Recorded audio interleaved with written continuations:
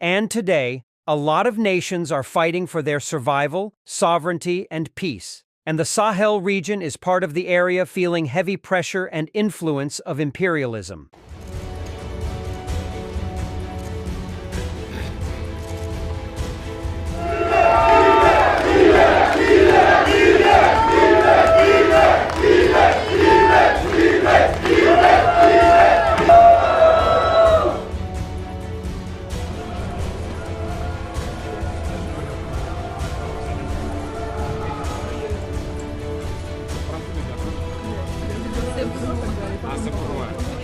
По русской традиции.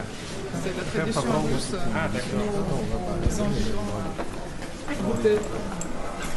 Пронтули готовили? C'est pour moi. Merci beaucoup.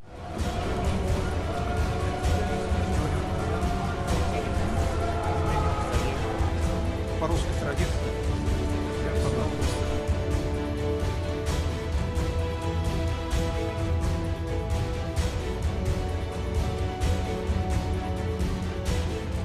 Marking the 80th anniversary of the victory over Nazism, we took part in the parade yesterday.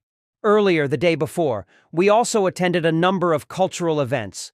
And I would like to say that we have learned a lot of lessons from all these celebrations, which should give us room for thought and needed motivation to get the African machine back on track. And today, a lot of nations are fighting for their survival, sovereignty, and peace. And the Sahel region is part of the area feeling heavy pressure and influence of imperialism. And with all we are experiencing, I do hope we can honor the memory of all those people, soldiers, who sacrificed their bodies and souls and advanced our struggle against imperialism and neo-colonialism. I therefore declare a moment of silence. I'll give you a few examples during my speech to help you understand what I mean. We are at Mendeleev University, Dmitry Mendeleev University of Chemical Technology of Russia. Everyone knows Mendeleev for his scientific achievements. Let me share a short story. While studying at school, there were people who didn't like certain things, who couldn't learn them successfully. And when they couldn't learn a particular concept, we would nickname them after the scientists who invented it. For example, we had students called Pavlov or Mendeleev. I personally enjoy science. I'm a scientist. One could wake me up at any time and I'd recite Mendeleev's periodic table. The same goes for the chemical equations we've spent so much time working on since secondary school. We're very good at doing so on paper. Similarly with thermodynamics. I tell you this to prove that practice matters, and we lack the laboratories to practice more. For example, we're at war. We pay for equipment, ammunition, weapons, and so on. Speaking of ammunition, explosives. Mali produces cotton, as does Burkina Faso and Niger. However, as you know, it's the cotton cellulose that's used to produce gunpowder and explosives. Why can't we do that? We don't develop practical chemistry. Similarly, you see all the types of missiles Russia builds. The latest is Oreshnik missile that has made the whole world laugh. However, the fuel and everything else is chemistry.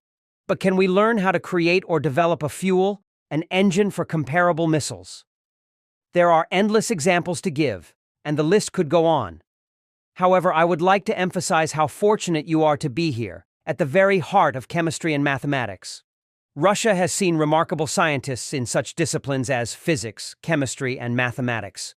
Yet, as the representatives have pointed out, history has often been fabricated. We must recognize that the wealthy do not necessarily excel in every field. It is those who have written history who often claim superiority in all areas. Today, history proves that everything is false. There should be original knowledge, as Mendeleev's periodic table demonstrates. It summarizes the point. Therefore, I encourage you to use this opportunity and learn in practice for our common benefit. If a country is weak, it is doomed to disappear in this world of predators. It must be strong. Nuclear powers are strong. They will never lose a war. We can tell you everything about the nuclear bomb, isotope fission, and energy release, but can we successfully put it into practice? That is why you should take this opportunity, as you are the key to the development of our country.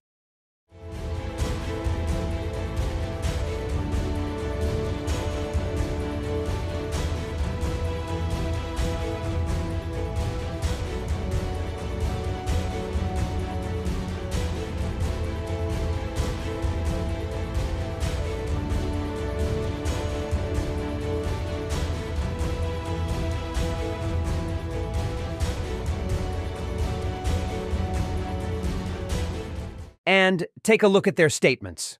Those of the French president, Emmanuel Macron, for example. He is always saying young Africans are influenced by Russia. And Western media, all they do is lie. And speaking of AES, Alliance of Sahel States, which is a model of emerging structure, they can't spend their day without mentioning Burkina or AES.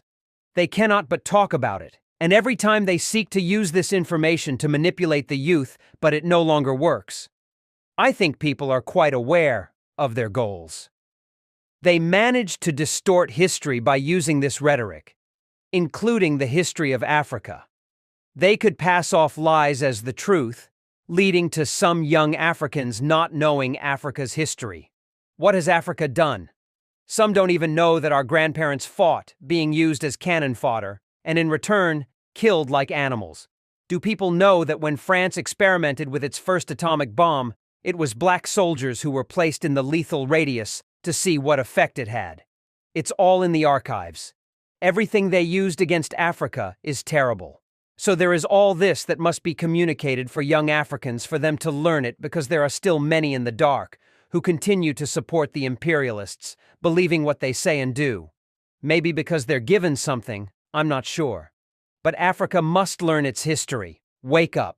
This is what we also fight for. My biggest regret is having spent a good part of my youth listening to radios like RFI, France 24. I've been living in countries where these radios were the only ones. We would use the programs, record their news to listen to, but after a while, there was a click.